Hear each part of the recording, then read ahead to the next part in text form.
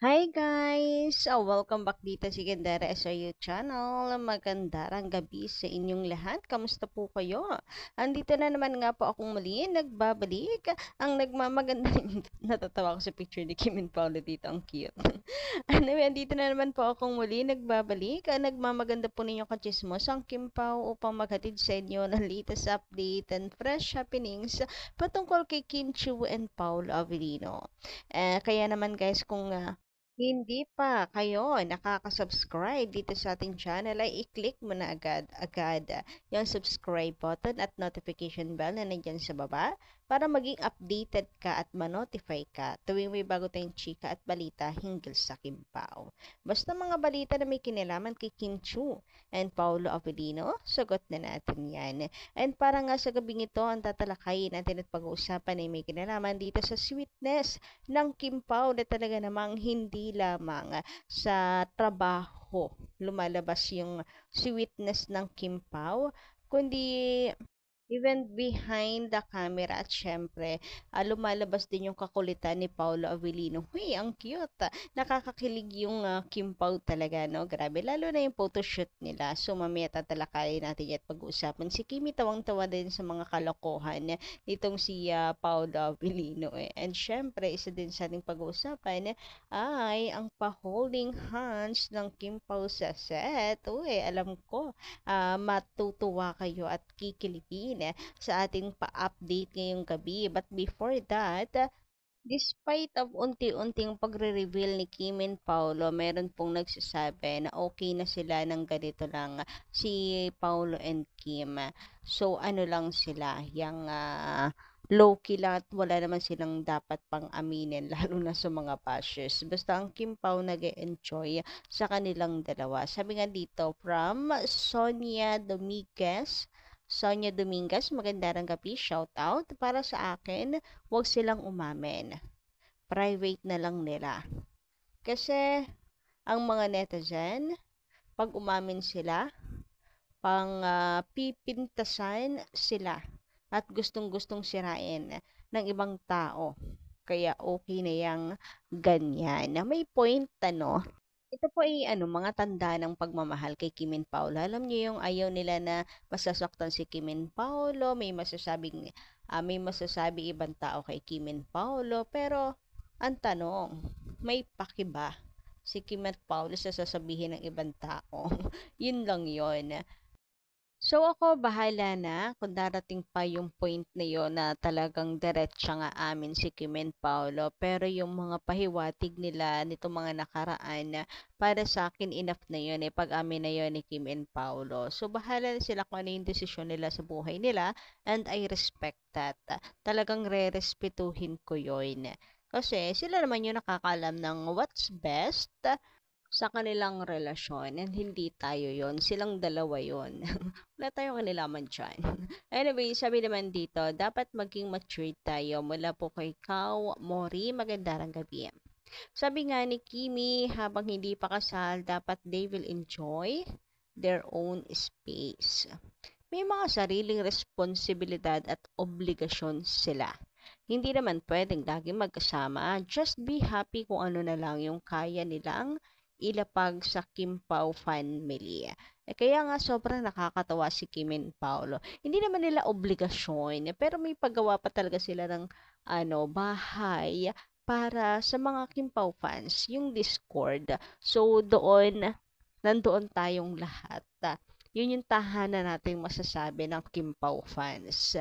And nakakatuwa na hindi naman nila obligasyon nga, sabi ko, pero nag-a-update sila.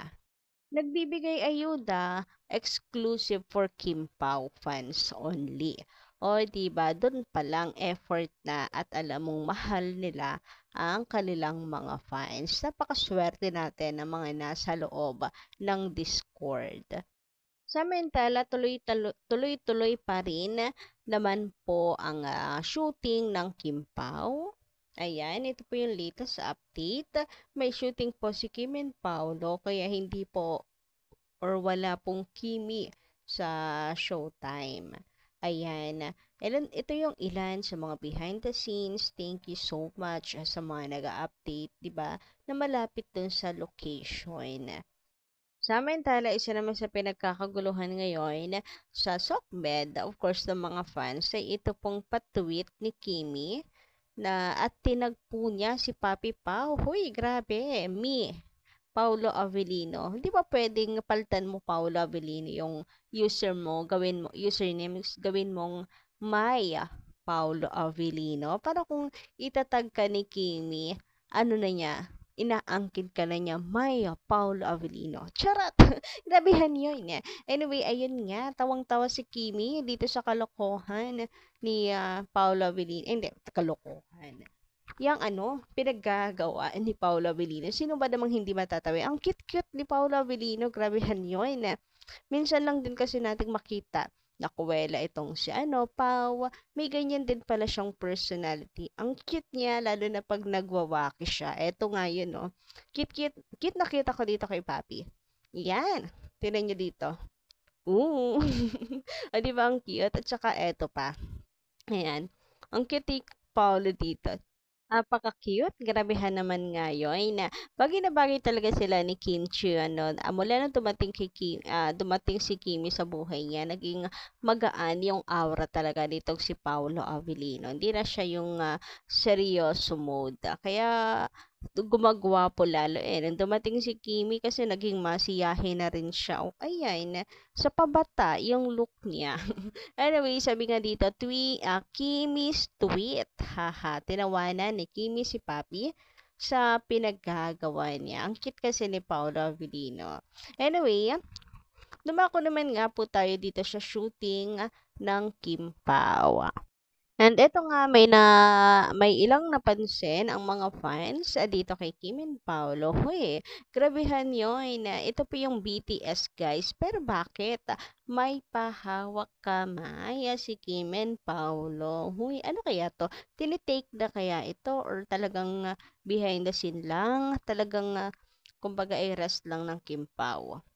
Tapos may sariling mundo lang sila doon sa gitna. Charot. Pero mukhang take to guys. Ano kayang eksena dito ng ni Kim and Paolo? Or kung ito po ay may sarili lang silang mundo. Hoy, grabehan nga yun. Kahit saan talaga mapadpad si Kim and Paolo. Ang sweet at may sariling mundo. Grabehan guys. Talagang si Kim and Paolo napaka-open na rin. Kumbaga kampante na hindi nag-hesitate na maging sweet sa isa't isa guys, kahit sa set na makita ng mga tao na they are sweet talaga. So, iba talaga yung nila ngayon, improvement ng pagpapangalandakan nila ng kanilang relasyon. Masasabi ko na pangangalandakan na.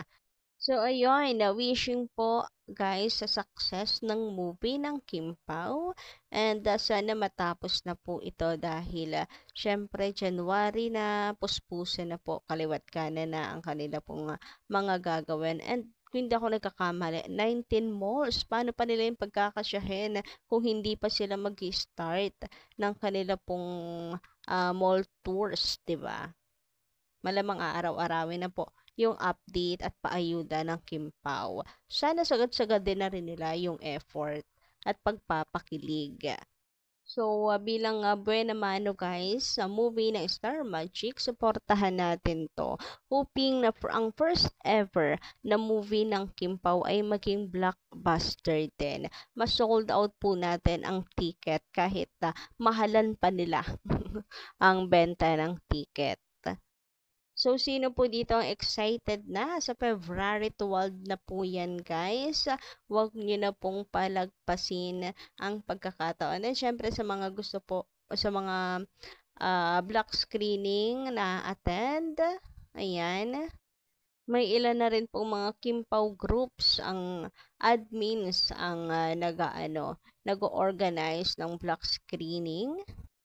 Makipag-coordinate lang po kayo sa kanila, mag-message lamang po kayo sa kanila. Meron din mga Kim Pao fans na gusto pong manlibre ng mga tickets para po sa showing ng My Love Will My Love Will Make You Disappear. O diba, ganyan po ka-solid at ganyan po magmahal ang Kim Pao fans. Grabehan yon. Congratulations ngayon pa lang, Kim and Paolo, sa success ng My Love Will Make You Disappear. And syempre, sa lahat ng bumubuo ng movie na ito. So, yun lang po ang ating update ngayong gabi. Maraming salamat sa inyong pakikinig and don't forget to click the subscribe button and notification bell for more updates. Maraming salamat.